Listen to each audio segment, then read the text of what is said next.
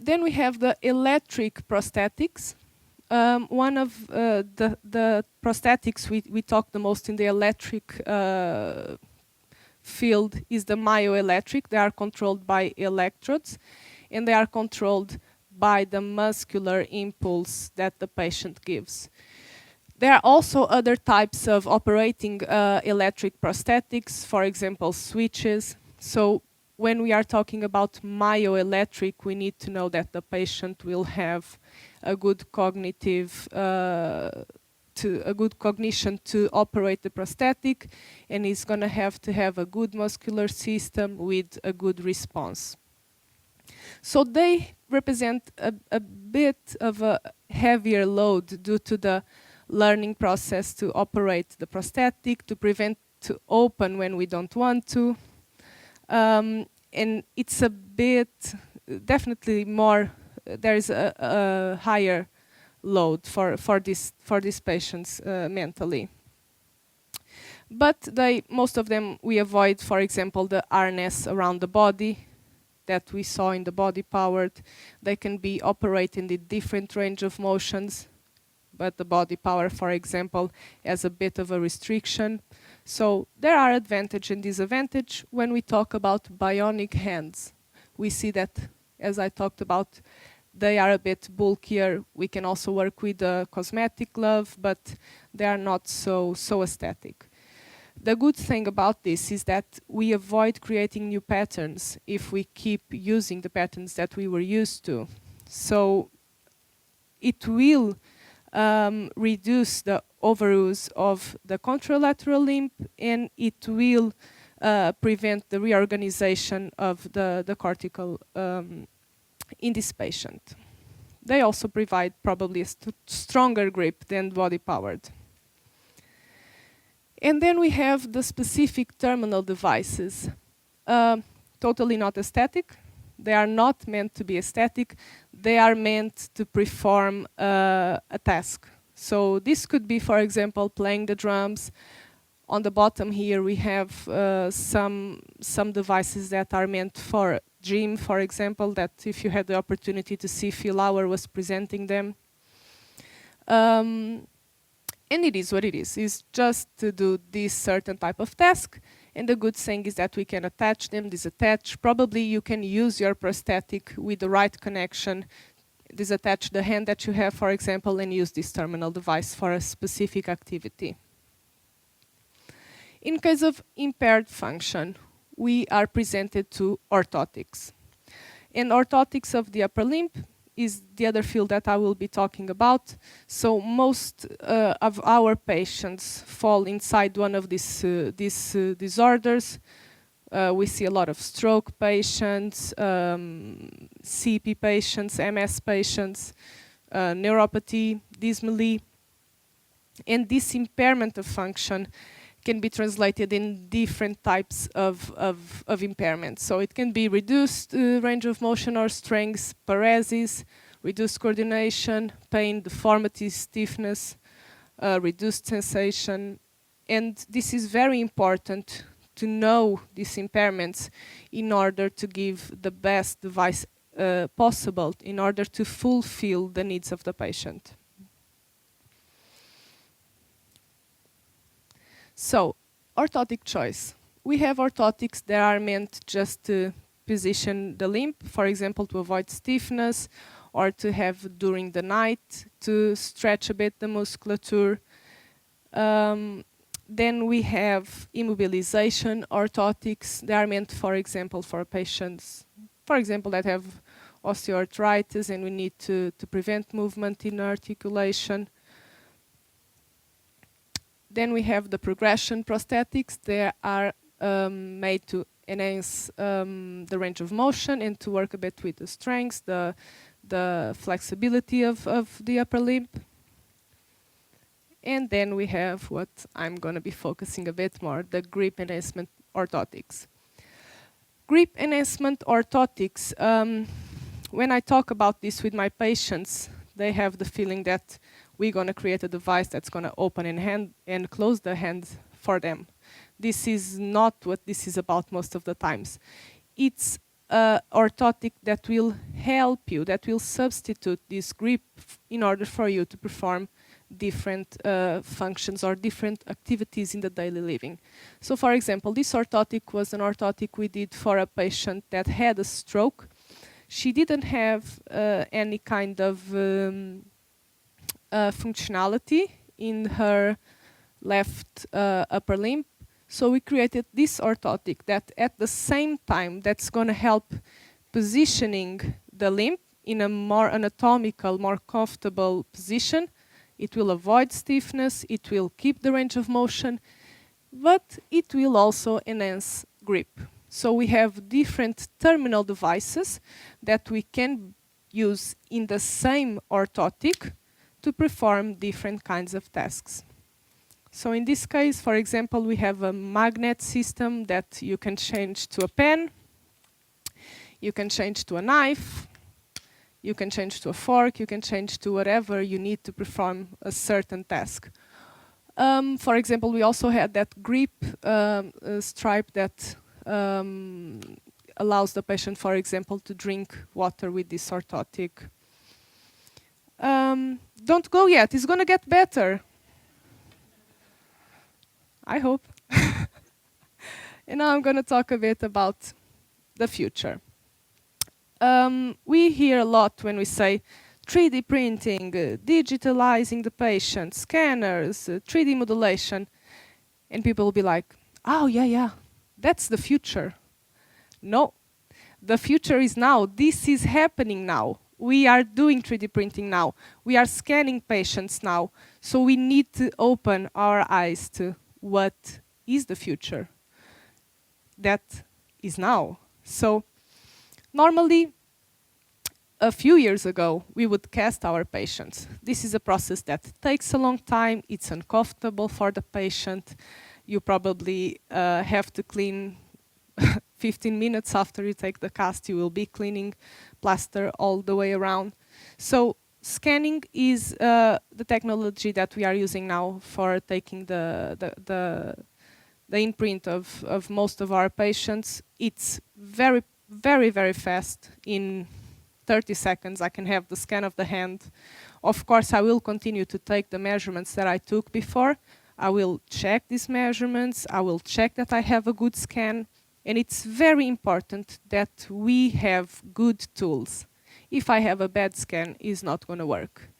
In this moment, for example, we invested in one of the best scans in the market. That's called iReal. It is a scanner that can, for example, translate the information about color. So we can mark what we want. We can mark anatomical structures. We can mark zones where we want to relieve pressure, and all of this information will be translated when we are working with the model. So very fast, very precise, easy to clean, or no cleaning at all. The digital rectification. So a few years ago, we took the cast, I filled the cast, and then I need to work in GIPS. So by the time I touch that model and I start taking or adding, I lose the original model. I don't have traceability. I can't probably know, okay, I added around 3 millimeters here, but how can you know precise what you have added? With the 3D modulation, the digital modulation, we can come to that exact point. We can see what we have done. We can see the beginning, what we had before we start adding or taking. I can compare this to the initial scan of the patient, see that I have these avlastings or these reliefs in the right place. So it's totally traceable. And when we talk about 3D printing, we will design the orthotic around this scan. And this gives us the opportunity to pre-visualize what's going to happen. So I can come to my colleagues and say, okay, I have this case, this is the scan, this is what I'm thinking about doing.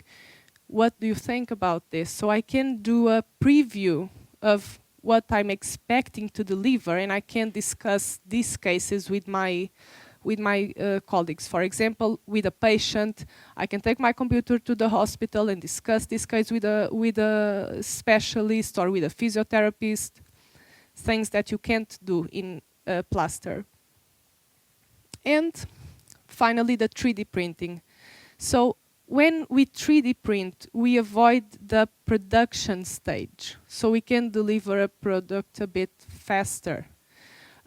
This product will come finished, so I will take the measurements, I will do the digital rectification, I will print, and I will deliver. It's faster for the patient. We still have the possibility to adjust, to grind, to go with the varme pistol and open a bit where we want to. And the good part also about 3D printing is what we call the impossible shapes. So 3D printing, the limit is your imagination, literally. You can just create whatever you need with 3D printing. And I don't know if you know this, but 3D printing is an area that's not just increasing in our field. This is being applied to many, many fields. Some of these fields are been using 3D printing for many years already, different materials, different solutions. So we keep evolving and evolving and evolving. So we just need to keep up with the new technologies that we have.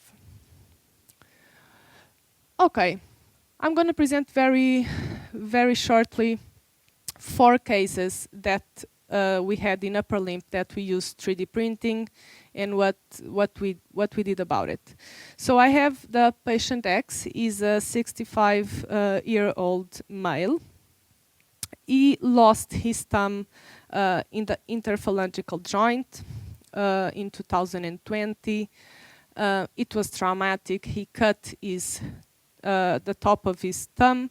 He ran to the hospital. They tried to reattach it. It was not good enough. So we end up having an amputation.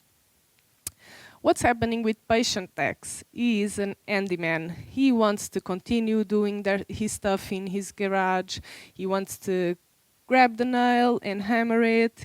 He wants to do small types of grip that are not possible with this stump. So the main problem or the main goal for this patient was to fulfill the lack of grip.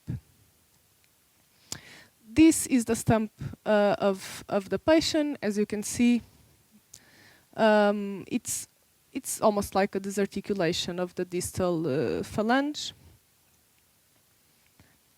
This was the product we present to this patient. So due to the fact that it's a disarticulation, this is kind of a long stump. We don't have a lot to go on there to create, for example, an hinge to substitute this movement in the articulation. So we decided to go for a static prosthetic with around 20 degrees flexion. But this was more than enough to perform small tasks like this. And this was the goal of the patient, to be able to grab small screws, to be able to move things around, to grab a nail to hammer it. So this is the first thumb prosthetic we had printed. Now we are working with him because he is very handy. So he asked us, can I grind a bit home and do some adjustments? Yes, you can. Okay, so he came to us and said, okay, let's change a bit here, let's flatten a bit there, and then it's going to be perfect. So it's very good to have this feedback from the patients, and now we just need to print a new one. Very easy, very cheap also. Patient Y. Okay, this female is 70 years old. She had a stroke and she had arthritis. She was a piano teacher. So when this happened, she could not play the piano anymore. So her big impairment is in the control and coordination in the right hand. She has paresis. she doesn't have the control that she needs to play piano. She came to us and say, is there something you can do to help me play piano again? This was our vision. Let's 3D print an orthotic that will give her the control that she needs in the wrist, and that will provide support also for the fingers. And this is her now.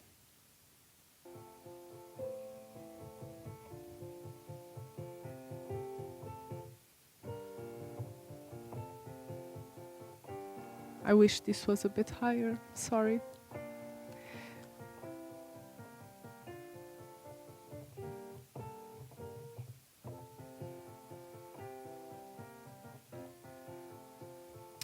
Very happy patient. She sent us a lot of videos playing piano now, and she's very happy with her orthotic. Another good thing about 3D printing is how easy it is to clean these orthotics, how lightweight they are. So for example, if I had to do this orthotic in a traditional way, it will be a leather orthotic that will absorb sweat, for example. It will be bulkier, it will be heavier.